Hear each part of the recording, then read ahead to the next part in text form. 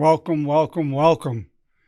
It's truly a pleasure, a privilege, and a great enjoyment for me to be here in your presence, to be able to talk to you and to present to you insights, lessons, and inspirations of a lifetime that's over 83 years of walking upon this earth.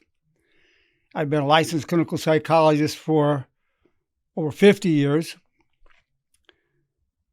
And it's a great privilege to be able to tell you what I'm going to tell you. So I would recommend having a pen and paper so you can write it down because you're not going to hear it anywhere else. The title of today's presentation is The Secret Guidebook on How to Not Destroy Your Relationship with Your Significant Other. The Secret Guidebook on How to Not Destroy Your Relationship with Your Significant Other.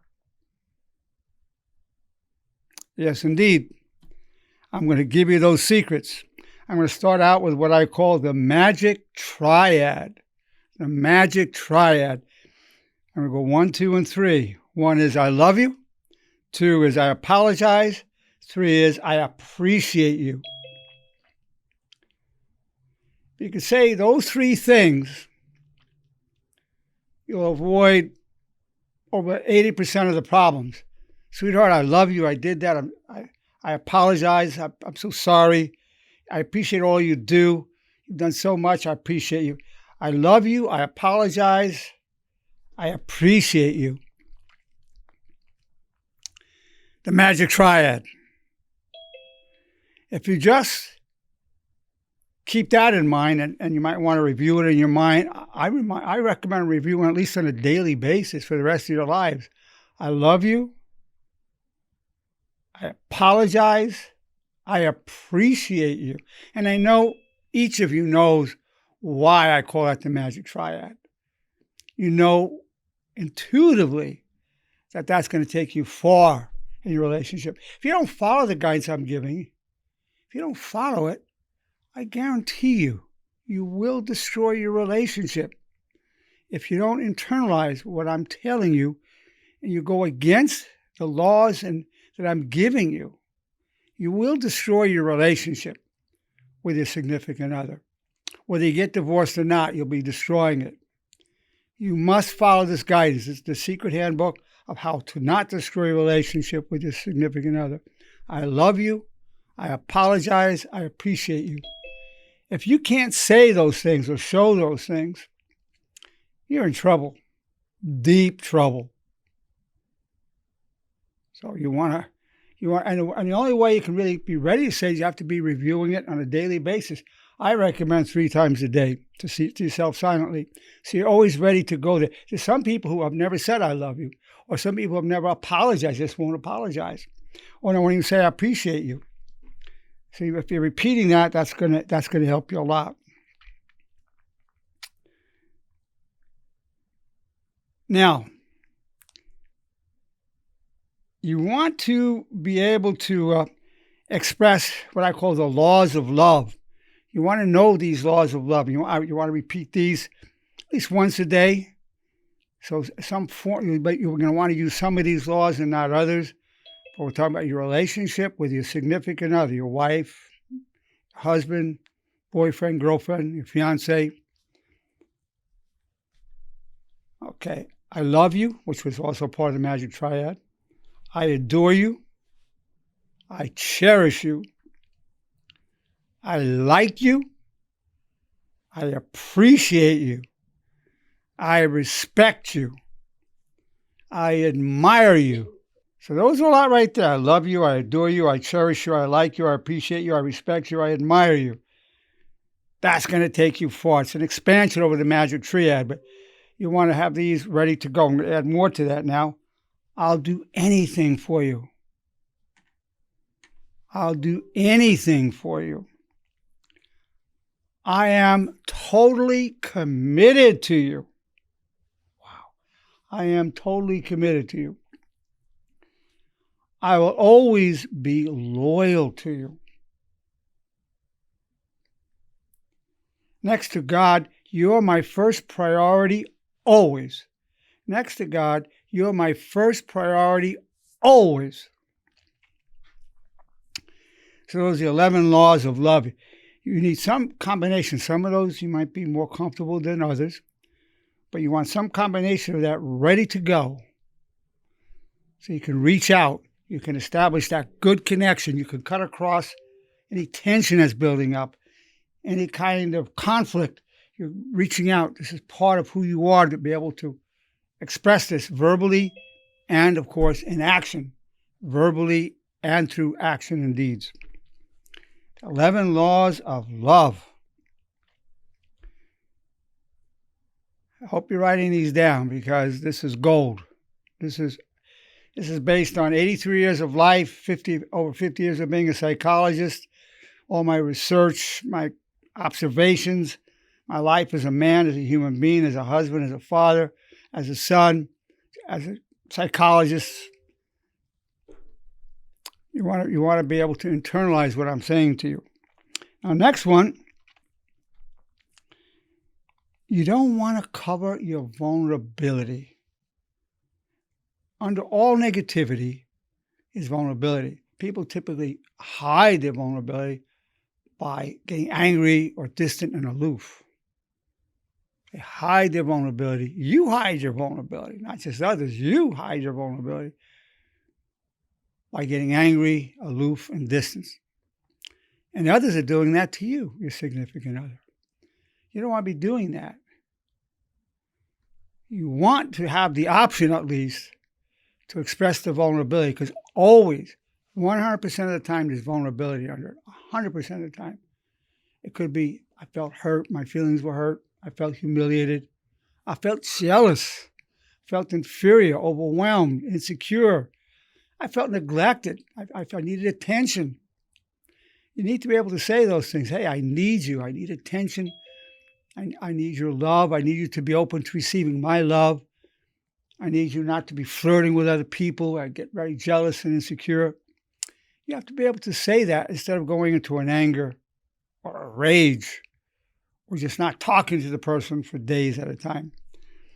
So, because if you don't follow this guidance, and you cover your vulnerability, and you lash out, you will destroy your relationship. You will destroy it. You will annihilate it.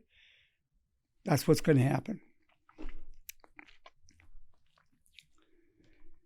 Next, you want to have an honor marriage, not just based on needs. What can I get out of this person? But what can I bring to the relationship? What can I give? Now, to have an honor marriage, you also want to be able to internalize what I call the 4 commands of honor. The 4 commands of honor. I've called them the 4 commandments of honor before. I've called them the 4 principles of honor. Now, I like the term now, the 4 commands of honor. What are they? I wish you well. So you're wishing the person well, even you're upset with something. You think, well, I love you, I wish you well. So you can't help getting the negative thoughts towards that person because they just upset you, set you off, triggered you. But in the meantime, I love you, I wish you well. I really do. Now, here's a big one. I take full responsibility for co-creating my reality and my problems. I take full responsibility for co-creating my reality and my problems. If you don't take responsibility for co-creating reality and problem, I'm not saying you started the problem, but you probably fed it or triggered it in some way. To some extent, you participated in it. Then you're going to blame the other person for the problem. And you're going to get angry. And you're going to feel like a victim. You're going to feel like a victim. And no one wants to be a victim. I take full responsibility for co-creating my reality and my problems. You will destroy your relationship if you're just blaming the person all the time. If you can't step up and take responsibility, you'll be destroying that relationship. So I'm teaching you how not to destroy your relationships. I'm grateful for the power I gained from hardship. I'm grateful for the power I gained from hardship. So whatever you're going through in life, in a relationship, there's always a best true story you can tell yourself about that problem. Whatever bad story you have about the relationship, that's only half the story. The other half is what gain you've gotten. You'll find it. If you look for it, you will find it.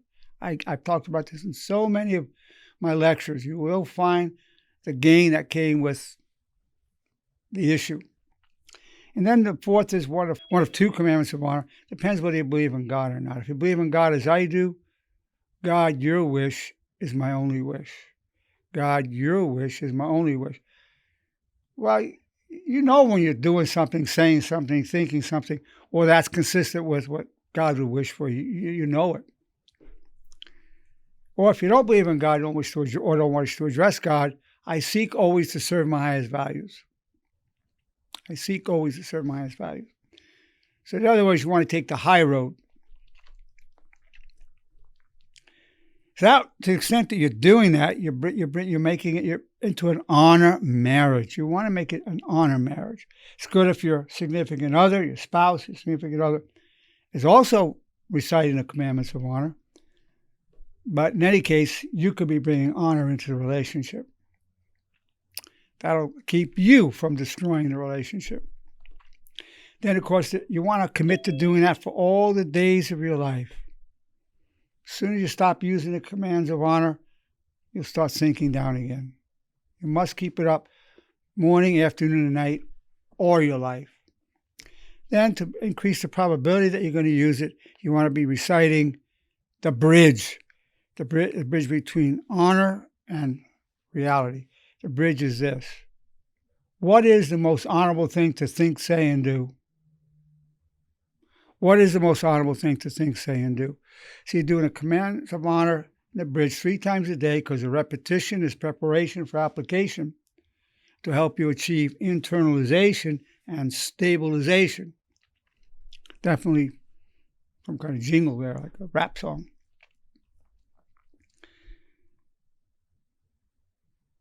That will take you there. That will take you there, the 4 commands of honor and the bridge, and the commitment to doing it all your life. Now, what I've given you is relationship gold. Now I'm going to give you the marriage covenant, or the significant other covenant. In one case, it's a marriage, so it's a marriage covenant, or the significant other covenant. Number 1, of all the people on earth, you are my priority above them all. Of all the people on the earth, you are my priority over them all. That works. If you can give it, that will protect your relationship. That'll keep you from destroying it. Number 2, I will always protect you, especially from myself. I will always protect you, especially from myself. You're going to get, because you're the main danger to your significant other. They can be triggering you, setting you off. You're going to be upset, angry, destructive feelings. And you don't want to, you want to work that through in a constructive manner. In a very constructive manner. You want to be able to have what I call respectfully real communication. Not real, but respectfully real communication. Real could be something like, hey, I think you're ugly and stupid. I never liked you. Just get lost. I'm just being real. That's destructive. But respectfully real communication in a situation would be this. When you said what you did, I felt hurt and humiliated. If you could find it in your heart to apologize, I'd be so grateful.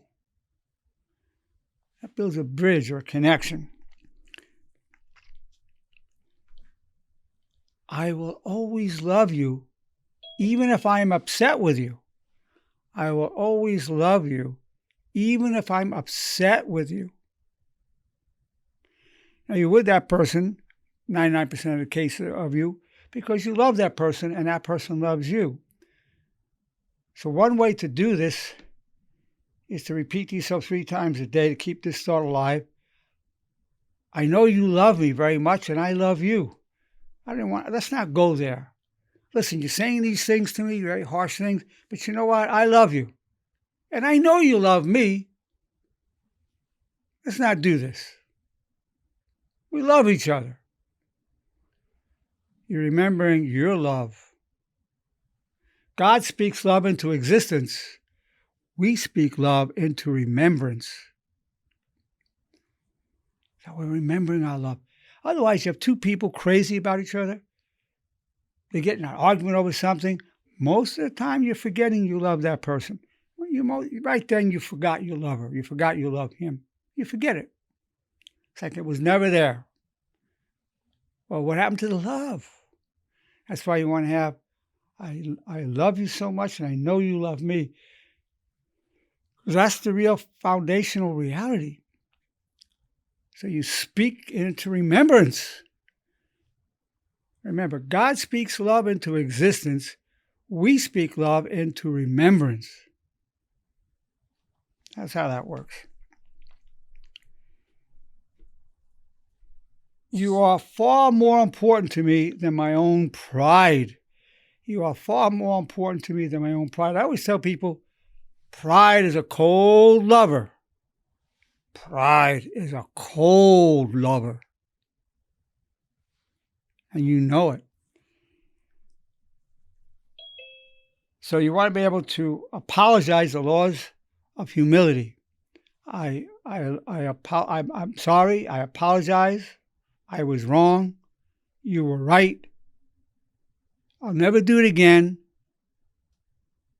Please forgive me.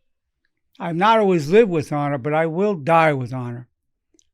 You want to be able to use some combination of that and have it ready to go to humble yourself.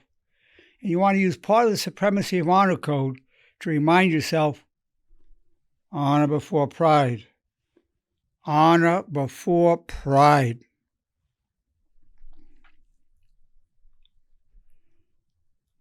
And the fifth part of the marriage covenant, of the covenant with significant other is, I'll always strive to place you above myself. I'll always strive to place you before me.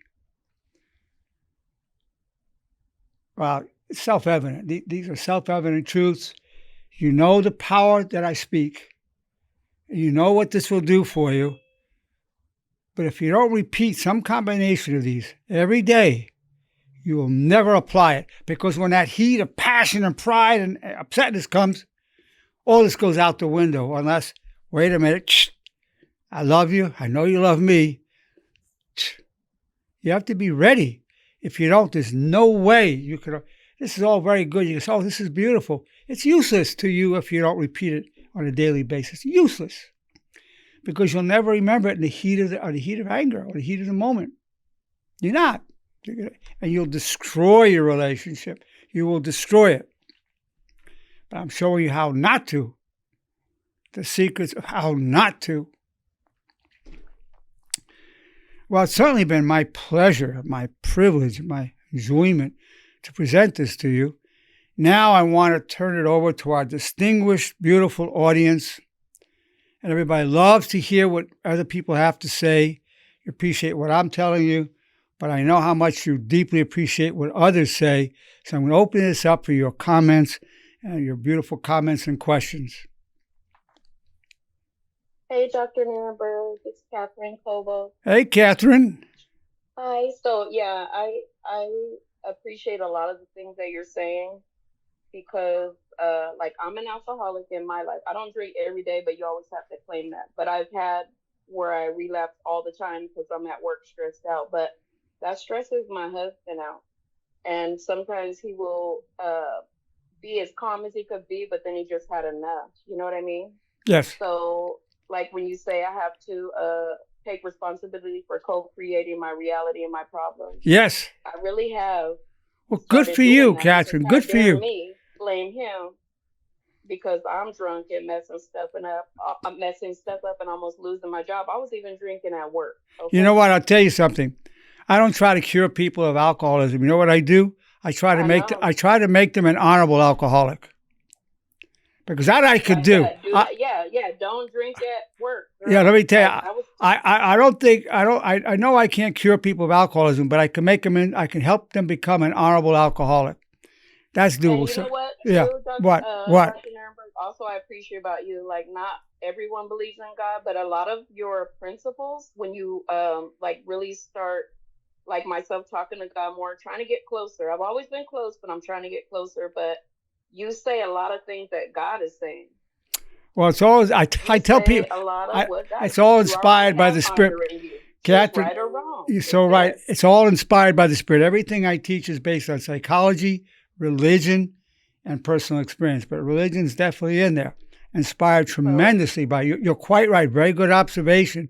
You're thank you totally, for that.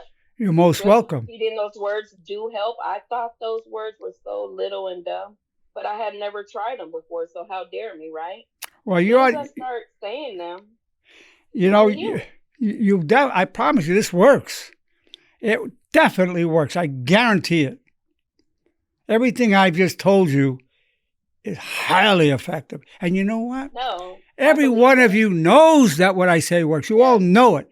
Deep in And your I heart, you're believe saying, this I man appreciate speaks the truth. everyone here. Yes, yes. Each one of you knows in your heart, this man is telling me the truth. Hmm. You know it. You You feel it. said we already have it. You already You ain't have it. telling us nothing we don't know. No, I'm not telling you anything. And Exactly. no, I love it. You, But you, now we're opening our eyes, going. But it took this guy. I love it though. I love it. well, I'm glad you What an do. entrance. Yeah, You but were meant to be make in sure our you've life. got notes. Make sure you've got notes because you won't remember all this. But you write down and Oh, study it every day. I got something to show you when I see Okay. you next Oh, time. You're gonna love it. I look forward to that. I look forward to that, Catherine. Thank you. Very good. Very wonderful, wonderful, wonderful. Now, next, whoever would like to say something or ask a question, please do. Hey, Dr. Nerenberg, it's Anne. Hello, Anne. Just wanted to say thank you. I know you and I have had some conversations, and I had shared with you last week too, again, when we spoke, that the I wish you well is a very powerful, right, thing to be able to say, that a person has to come to terms with, right, to be able to do that to somebody else. And So I just want to say thank you, Dr. Nerenberg, again, because I know we've had some conversations about it, and that it's true. So and you're such a deep person. You're a deep. You know, it's one thing to say I wish you well, but just even thinking it about somebody, even if you want to just think I wish you well, you're walking away, you're upset, you're hurt, and you intersperse the thought I wish you well. Just even having the thought is healing. It helps detoxify the poison. Very good point, Ann. Excellent. Thank you so much for that input, Ann. Thank you. Thank you. I know everybody's benefiting from hearing each other speak. Please feel free to make any comment or question that you might have. Dr. Nerenberg, this is Kathy. Kathy, my dear Lon. Hi. As you know, I'm going to be married for 40 years in December. Yes. And I'm looking, I wrote down everything that you told us, but what if, like, some of the laws of love, it can go out the window for me now? Because I hate to say it, but I think I've been giving more into the marriage. My husband has, even though he's done wrong several times, he's never apologized. And I'm always the one that apologizes. You're a beautiful human being, Kathy. Beautiful. Beautiful. You're able to do that. You're a spiritual giant in my eyes. But I'll tell you what, you want to be able to detoxify yourself. A lot of times, and this is a good point, a lot of times it's not going to be reciprocated. It's not. A lot of times it's going to be you doing it and the other person's not going to do it. And you can't even count on when you're doing these things that's going to have an effect. Honor is an end in itself. So this way you've lived an honorable life. It's a life of no regret. It's a path of no regret. Is it always going to help? No. But I tell you, what the topic is, this is how not to destroy your relationship. So you're not destroying it. And it's certainly going to be mental detoxification where you detoxify yourself. And the other person, well, you can't make them reciprocate. And much of the time, it's going to be a one-way deal. Okay. And, and it is true, the 4 commands, that I say all the time. It seems like I say it more when we have our disagreements, and I'll say it, repeat it, and I just walk away. But it just saying I wish you well to him after we get into an argument makes it feels like I've released some stress. It purifies you. It's a mental detoxifier for you, my dear Lon. Totally. I said, detoxify yourself. And you're so powerful, you can do this. A lot of people can't do what you do. No, no, no. But you're powerful, powerful. And maybe someday he'll be able to do some of it, but he just may not have it in him. A lot of people just don't have it in them to do it. In fact, some of you that I'm telling you about this don't have it in you. But many of you do. I know that. I know how beautiful and wonderful my people are. Because once people come for help, they say, I need help. What I'm doing is not enough. 95% of you are going to be able to do this because you're humble and you want to learn. A lot of people don't want to learn. They just want to feel they're great. They feel they're perfect. Whatever they want, whatever arrogance they want to feed, they can feed it. You can't stop them from feeding it. Feeding their own arrogance, it just can't be done. But you are a beautiful, humble, wonderful human being. And that's power. That's spiritual power. Thank you, Doctor. Thank you, Yeah, you're most welcome, my dear Lon. Beautiful. Dr. Nerenberg, it's Van. How you doing? Hey, Van. Hey. Yeah, I just had one comment, and it's probably like a little bit of a follow-up to what the previous speaker was mentioning. Yeah, I mean, I think that I wish you well is pretty powerful. And for me, it's like if I truly wish somebody well, then I have to be active in my forgiveness, right? Of however they made me feel or etc. And then kind of tying in on that one is this whole past year has just been a lot of me searching my heart and finding the places that I still had pain and then forgiving those people. And as the previous speaker spoke as well, my relationship with the Lord has me purifying my heart and forgiving, not like Joe Dirt and going back and having a conversation with those people, but like forgiving them so that I can move on, right? That's so exactly the point. That's exactly the point, man. Exactly. Yeah.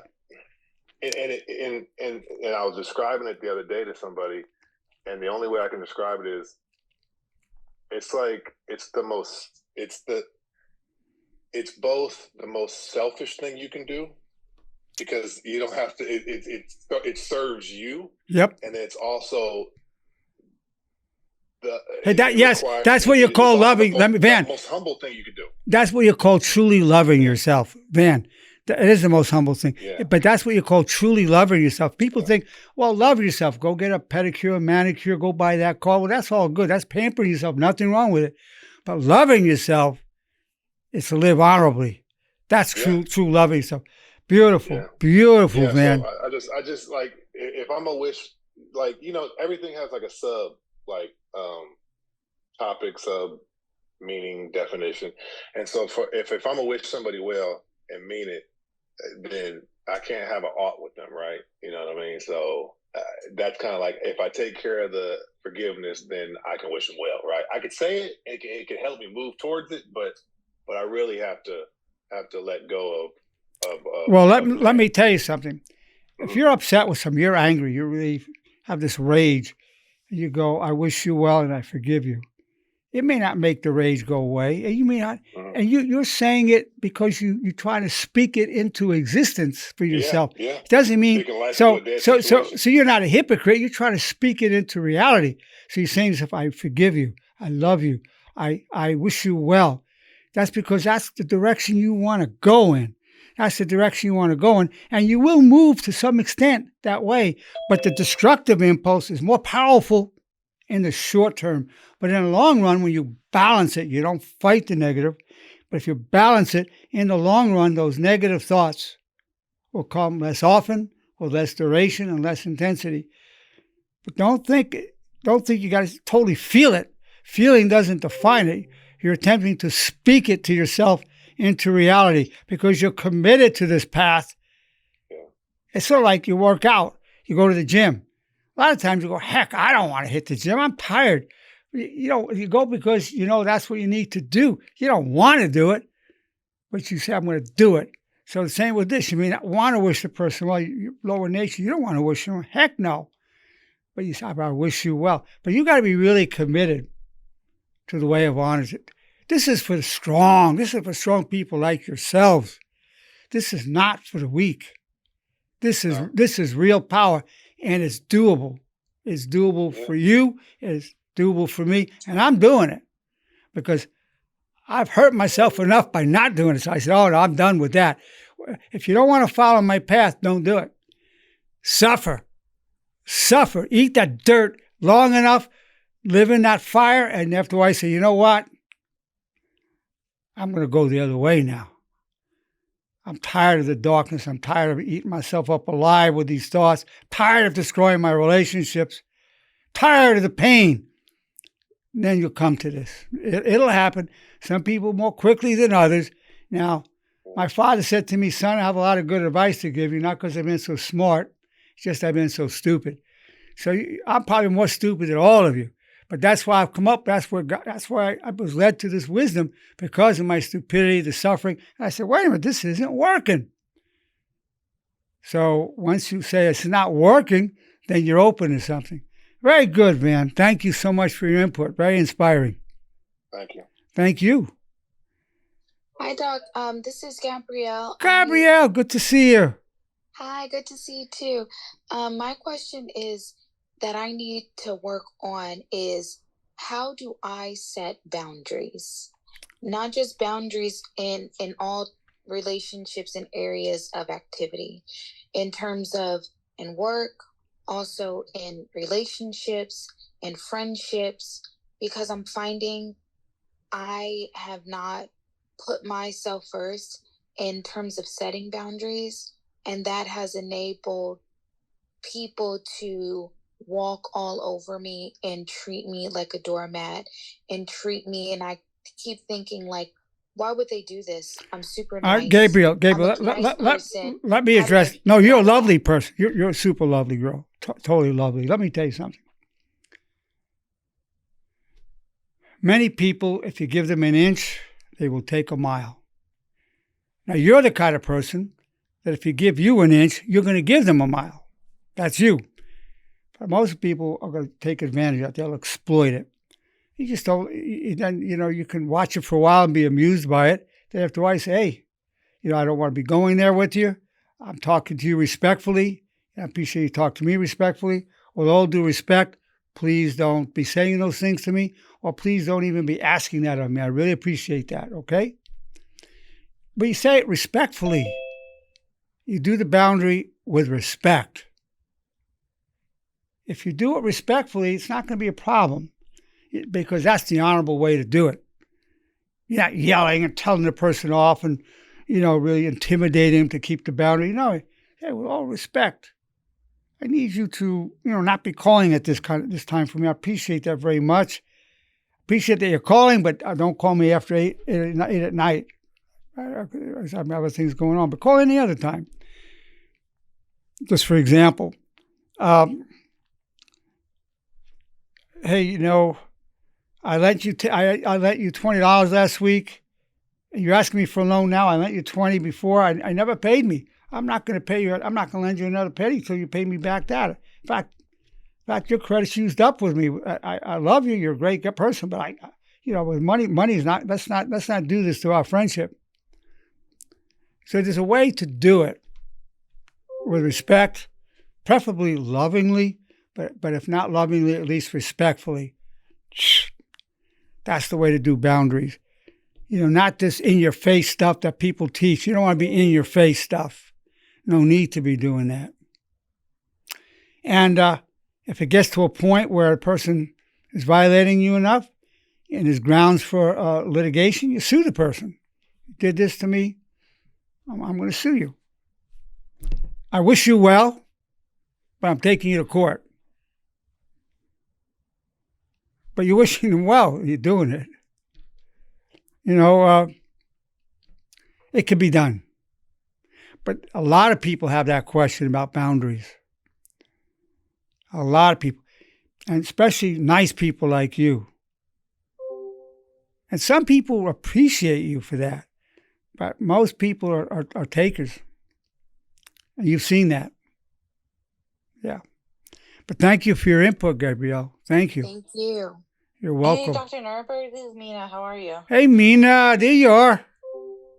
Hi. Oh, I wanted to kind of bounce off of what you said and what Gabrielle was talking about. I saw this YouTube today that said excessive anxiety occurs because of a lack of boundaries that are usually set by anger. And something that I like about the 4 commandments, are there like a positive boundary that you can set and that you don't have to feel bad about? That's right. Yep. Yes. And so I don't know. I'm kind of a chronic people pleaser. I have that problem. And something I like about the 4 commandments is I'm allowed to feel good about setting a boundary and also cut out the anxiety that I usually feel like over. Okay, let me tell you something, Mina, dear Mina. Let me tell you something. And I want everybody to hear this. It's not selfish to have a boundary. Let me tell you why. I would need to set this boundary not only for my comfort, but I want to protect our relationship. Because if I let you cross this boundary, we're going to have a problem. So I want to protect us because I value our connection. So the boundary is really a protection, not just for you. You might think it's selfish. It's not. It really protects the relationship because you can only tolerate so many crossings of that boundary. The boundary protects the relationship. Boundaries are love. I have this boundary because I love you, I care about you, or I want to keep the relationship safe. This will help do if we have an understanding about this boundary. This is good for our relationship. So you present it that way, and you have to think about it that way because that is the true reality of a boundary. That makes it easier to do. It might be hard to do if you think you're just doing it for you. But once you realize you're doing it for the other person as well, for the relationship, it'll make it easier, much easier to do it. With love instead of with fear. Yeah, because you're doing it to protect the relationship. In fact, you announce it that way. Hey, I want to protect our connection, our relationship, because I value you. I need to set this boundary because that'll help protect our relationship. Then that's a different presentation rather than, hey, you son of a gun, quit violating my boundaries. That's not a good, that one leads to a problem.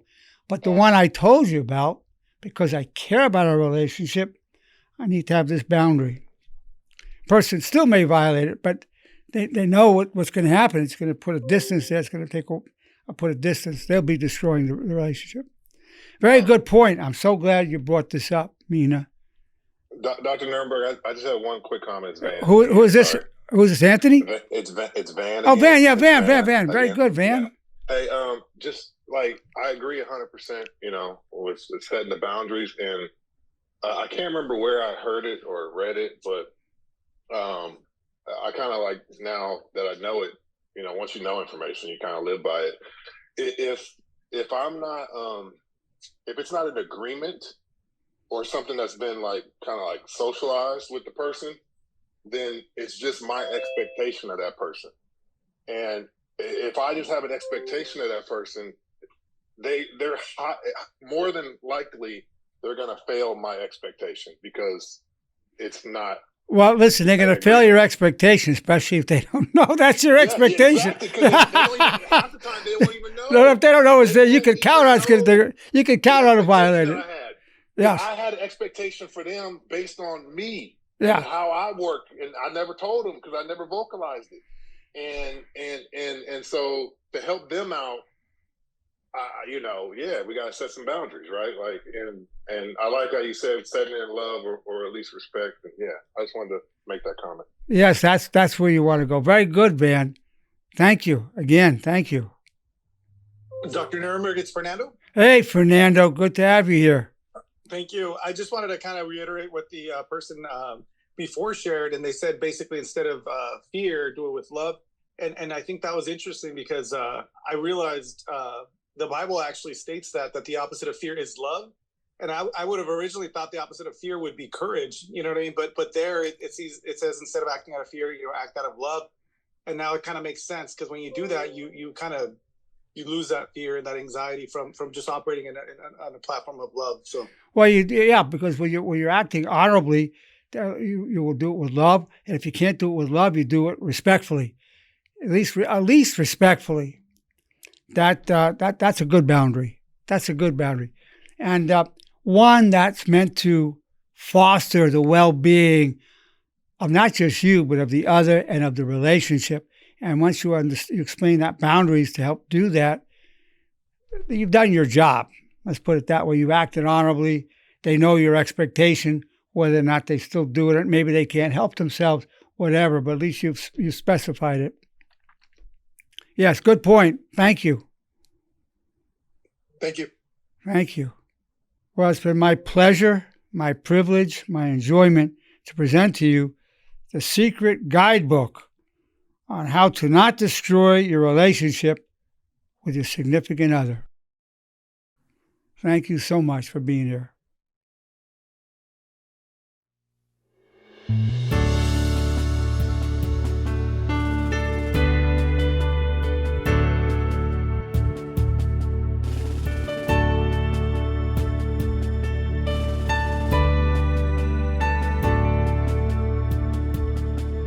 The sea of destiny is in your deepest struggle.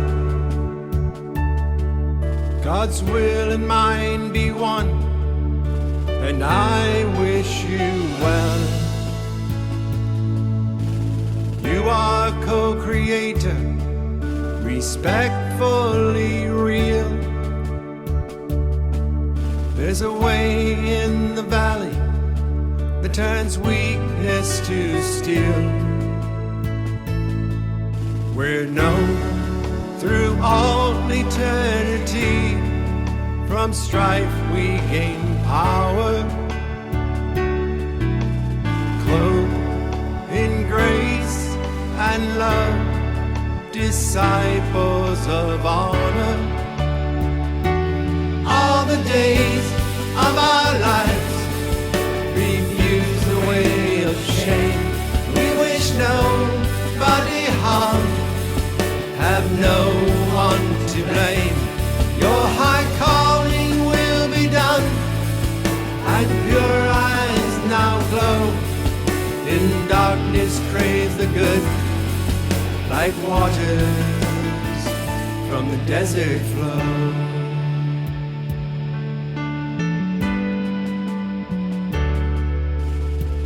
I pledge my love all the days of my life. I pledge my soul to all that is good. I pledge my heart to my brothers and sisters, who I join in the light, leave a legacy of honor.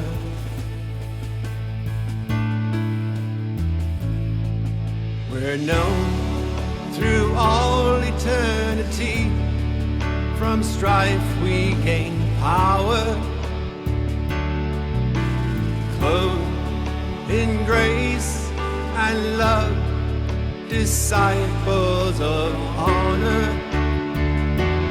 All the days of our lives refuse the way of shame. We wish nobody harm, have no one to blame. Your high calling will be done, and pure eyes now glow. In darkness crave the good, like waters from the desert flow.